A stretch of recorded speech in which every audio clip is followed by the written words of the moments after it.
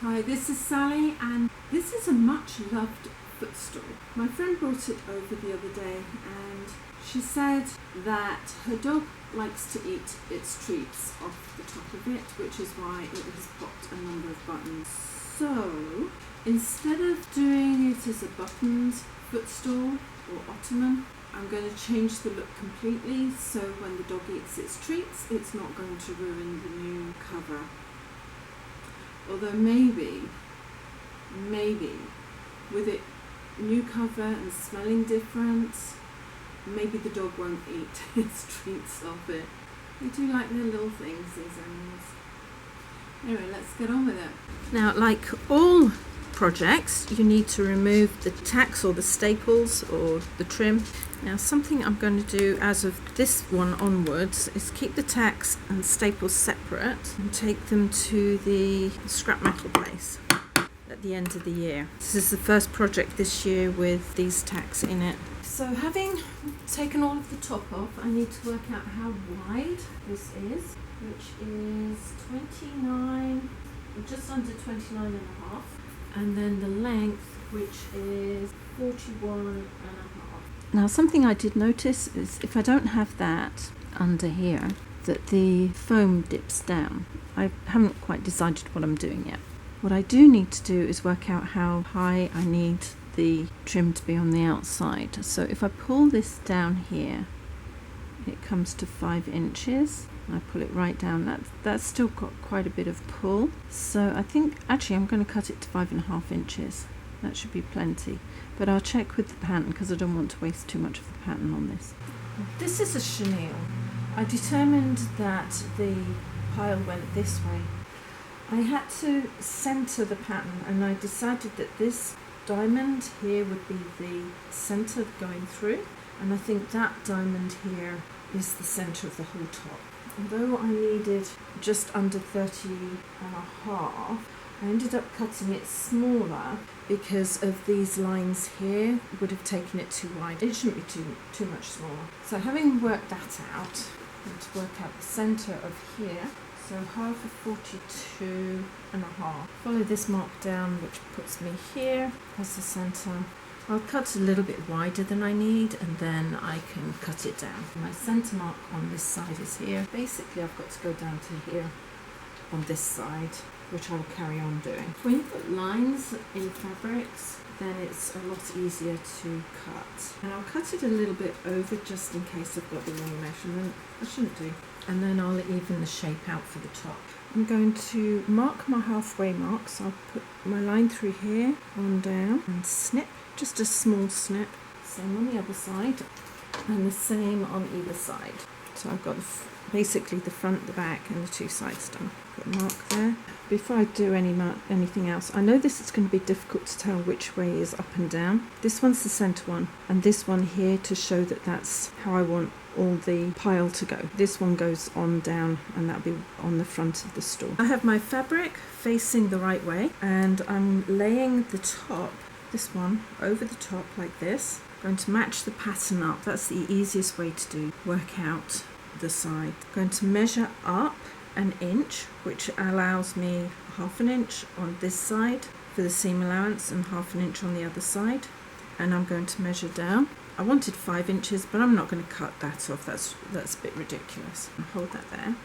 Move this, and this is the line I'm going to cut all the way across. On this piece, I don't actually have to do any indication that that's the bottom, but I will on this piece. I'm going to cut 2 little corners like that to denote that this is down, and I'm going to cut all the way along for the length. I think what I'm going to do is I'm going to join it in the center here and go all the way around. You could join it on the corners, but that gets a little bit messy if you don't get it in the right place. So my next thing is I'm going to line it up, and again I'm going to go all the way across the fabric. I'd much rather have a little bit extra on this than not enough, seeing as I am going around the corners to the centers. Now I do need some piping. If I go either lengthways or widthways, there's going to be gaps. So I'm going to cut it at a 45-degree angle, and that will mean that although there are gaps, there won't be such defined lines going around the piping like that would be. You don't want totally bare patches. Now, because that goes down this way, I also go one way or the other to find which is the smoothest, which is this way. So I'm going to be cutting it at this angle so it's always smooth when I'm sewing it. It's a lovely line. I'm going to go up here first, only because I can follow the pattern. And then I'll cut my piping at 1.5 inches wide and for the banding. And I need a few of these. I just need piping for the top at the moment. My sewing machine stitch length is 2.6. I'm going to start with a really long length because that's going on the back. The pile is going this way and I've got all of these facing the same way. So as I pick them up, they'll go on straight. And I just fold them out. This is the bottom, this is the top. I've lengthened the stitch to the longest stitch. Pop that in there and fold the fabric around like that. Slide that underneath my piping foot, which has a groove in it so everything stays straight. And then I'm going to just sew this all the way down. And because the pile is going this way, it'll make it a lot easier to sew in place. Cut your seam back to about 1/4 inch and make sure that it is open. And as you get there, make sure that it stays open because chenilles and some other thick fabrics can close up on you, which you don't want. So I've just lined up the piping. The majority of this length is in the center back, so that when whoever puts their legs up on this ottoman won't cause the joins to open. Line it up on the 1/2 inch mark and sew. Now I've put a pin here, which is my sew line. I've actually cut it a little bit narrower than I should have done. Cut my corner in here. That's a bit too far out. If you mess up, you often have to be a little bit more cautious. And I'm going to sew till my needle lines up with this pin. Take the pin out, lift the foot like you would do normally, turn everything. What I do have to do, make sure is that this lines up with the side of here, which is just under 3/8. It's one of those really annoying things, which everybody does on occasion. Pull that round and sew. And just make sure as you're sewing that that's all lining up. And it's only on one edge that I've done it. And once you get so far down, you can see where you're lining it up to on the inside of the piping, and that's your sew line. So if you've got fabric that has a design on it, then use that design to line everything up with as you're sewing. Because I'm going to be sewing from here down, I'm going to pop this underneath like that. And then from my center mark here, I'm going to pop that on here and move all of it down together to here. Now, I have to make sure that my pattern lines up nicely with this, which is a little bit awkward because you can't really see where your pattern is going. I'm going to put a pin on my corner like that. I've got a triangle coming down here, and I have the end of a triangle here and a start here. So there's a square patch right in here that matches. This is when you need to be a little bit cautious when you're lining your pattern up. If I pull this out, then I can see where the pattern is. So if I roll that down to there, that pattern should be coming in here and that pattern should be coming in there. Actually, I'm going to use this part here as my pattern match, which I'm going to put a pin in, marking that. I'll take it out in a minute. Basically what that shows is that this line comes down and forms a T here, and if I want that T here to line up with there, so that lines up with there, and that should be exactly where I want it. I can double check that that will go to the corner and up, gets to my halfway mark and a little bit over, so that's where I need that. So always double check both ways when you're putting your patterns in, and you need your patterns to line up, otherwise if they don't, they'll be off all the way around the footstool. I'll double check everything before I actually start sewing, but that's how I'm going to do this. Everybody's pattern match is going to be slightly different, but that's how I'm doing it for this particular piece. I'm going to put my pin, this one joins, this is where my pin is going to go, like that, so I can't lose it. I'm going to put this pin on the other side, so I can see it from the other side as lining up, and then I'm going to straighten everything out and pop it down. So that's where I want my pattern to go, on there. Lift the foot up, and I'm going to pop the needle down, and that will hold absolutely everything in place for me. And all I've got to do from here on in is just match the patterns up. There's my center mark there, which should be centered on this one here. So if I put my center mark through there like that, there's my center mark. I'm going to just put a little nick here. As long as my center marks line up, that's all I care about on this one. Yeah, that's perfect. Pinch this really hard so it can't move too far. Down, up, pop the foot down, and I'm also going to move the needle across one stitch so it's really tight in there. And so, remove your pins. Because it's going over piping, they sometimes do bend because of the pressure of the piping. Keep those tight and that tight, and then just pull and sew. Sew to the center, and then I'll realign to the end of this piece. Sew to within a couple of inches of your center mark. Remove. I'm going to leave a couple of inches on there. It shouldn't be a problem, and then when I sew the sides in, I'll get it closer. I just don't want all that fabric flapping around. I now have most of the front side in. Open it up and check. The pattern matches. The thing is with chenille, it walks, so you just got to be really careful. Now, I had started here and sewn down with the top on top. Now I'm going to sew with the side topmost because I want to come into the corner. I don't want it to move too much. The longest stitch still, and the needle is still across. If your piping wants to turn up like that, it just means that you need to cut in again, and I'll do that again here. Now that's laying flatter. As I come into the corner, I'm going to just pull it in slightly and cut at a 45-degree angle towards where I'll be sewing. I'm going to sew into that corner. When I get to the corner, needle down, foot up, and twist the fabric. Now this was the side that was a little bit shy, so I'm going to make sure that this runs along the ½ inch mark. I'm going to sew towards the center of the side. On this side, because it was shy, I'd marked it with a pin, which is here.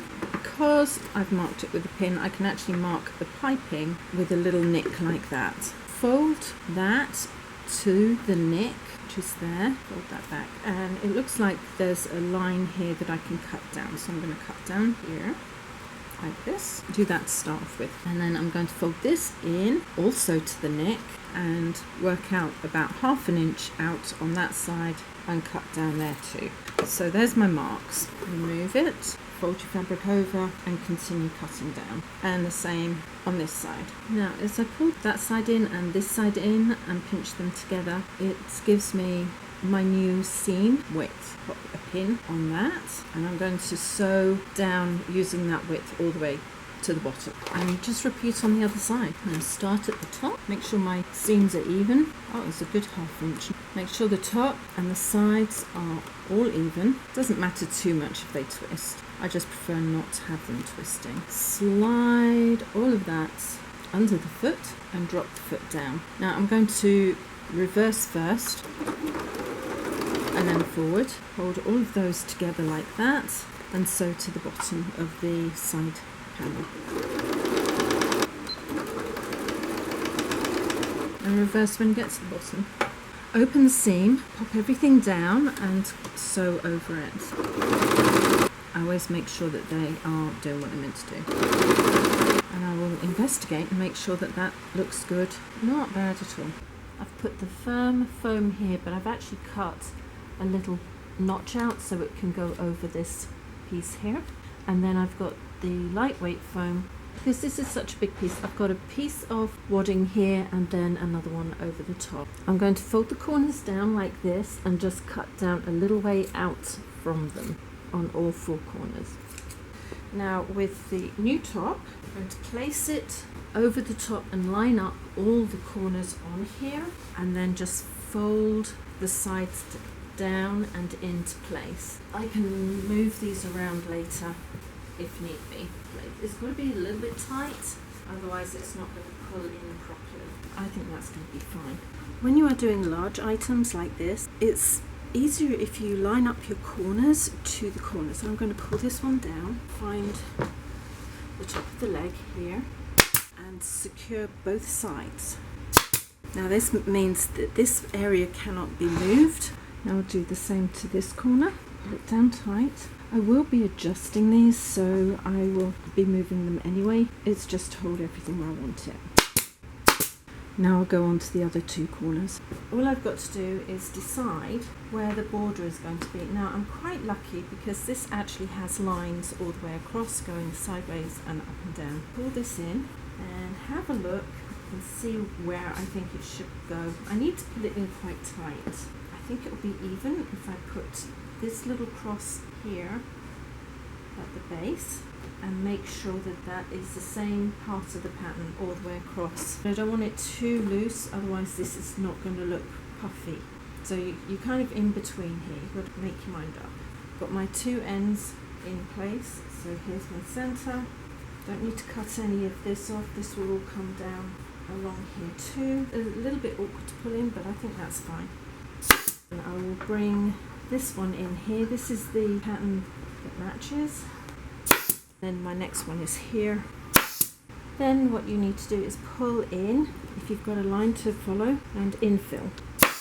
Once I've stapled it into position, I am going to cut back the extra fabric along the edge of the ridge, and I'm taking off some of the dacron too because I don't want that there.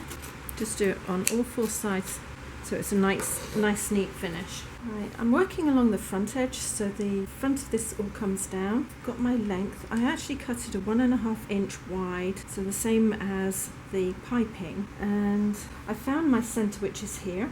Line my tape measure up, and I am putting these in every 1.5 inches. Now I like to do it this way because I can line the nail up with the centre of the band and it keeps it even as a general rule. Now I believe it's going to finish about 1 inch in from the outside edge, and that's fine because I'll be centering the next ones from the centre out, and it should close the gap. I go years without having to do these, and this is the second lot in 6 months. I'll just carry on, roll and fold the band until I've done all of it. Try to keep your band even as well. And all I'll do with this one is pick it up and then just literally centre it between the two, and it'll fill the gap nicely. Something else to remember is because I have cut this band on the bias, I can't just let it sit. I have to pull it slightly because as I put the tacks in, it kind of twists down. I don't want it to loop too much, so I pull the band away as I put each one of these in. Sometimes I cut them on the straight and sometimes I cut them on the bias, and I cut them on the bias so it would follow the piping at the top with the colour. So my band and my piping are facing the same way. If you need to, you push it in and then push it up slightly so it stays in line. I'll do each side of this footstool and then I'll work my way along the back. I've lined my measuring tape up and I'm coming around the last corner. This is the edge that I will be matching. I'm going to cut back the join here and angle down because I don't want it all being too bulky. Slowly working my way back to the turning here, and then I've got to join it at the other end. If you come across any threads, just pull them out, cut them out, they don't need to be in there. And this is an ideal way of doing it because you don't have to go all the way around again, just go around the once. Now, because there's quite a difference between this corner and here, there's quite an open space, there needs to be a tack put in. And I'm going to put it on the front, right on the edge, so that you can see it from both sides of the bench. It's very awkward to get them in at an angle on the corner. You don't want to break it up too much, but this should do fine. Here's the join for this end, and I'm going to join it up with here. So I'm just going to overcut it slightly, like that. I need to come around this corner first. Pull that around, like that. Brought this round, just wind that in like that. Now I had to put a tack right on the end of the other side. So I'm going to do exactly the same on this side. It's literally just a little bit in from the outside edge. That will hold the fold for me. adjust that. I don't like to come in from the other end too much. I think that's where my next tack has to go. So I'm basically coming backwards. My next one will go here. Just make sure that you are actually making it even, because you're kind of upside down when you're doing it. Now I want to be able to cross these underneath, so I'm going to pull that one into here like this. And my next one on here will be this one. So the join has to go here somewhere. Let's think. If I cut this one back to about here, it will be able to go underneath this one. But I don't want this one to go over too far, so I'm going to cut that off where just over where the nail goes, like this. And then I'm going to fold them in together like this. It's going to be a little bit bulky. I'll just cut some of this back so it's not too bulky. So I'm going to cut that back with an angle, and the same with that, add an angle, because that's the one going inside. Fold that as I want it to be, and slide that into this one and fold that over like that. Before I secure that, I'm going to secure it here so it can't move. Just pull that a little bit tight and secure it here, and then pull these ones together like that. And I'm going to pop this nail in here. You could staple it, but I'm not going to. And now you can't see where the join is because it's right underneath. The end of this one is about here, so that's not pulling anywhere. And the end of this one is about here, which means they're both crossed over. And that is done. That's a little bit closer than I wanted, but I'm not going to alter them. They're even enough. Thank you for joining me on this project. To change the foam out and to cover it with Dacron is the easiest way of changing a deep bottomed footstool. You can just leave the original in there and then put a piece of foam over the top and build it up, but it invariably doesn't give a very good look. But I think she's going to be really pleased with this. She has no idea how it's going to look. I just said that I would change it up for her, and I have, and I think they're going to be pleased with it, especially now that the dogs cannot dig in with their treats and pull the buttons out. So if you want to hear more from me, please subscribe and hit the bell button, and a few thumbs up would be absolutely perfect. And in the meantime, see you later. Take care. Ciao.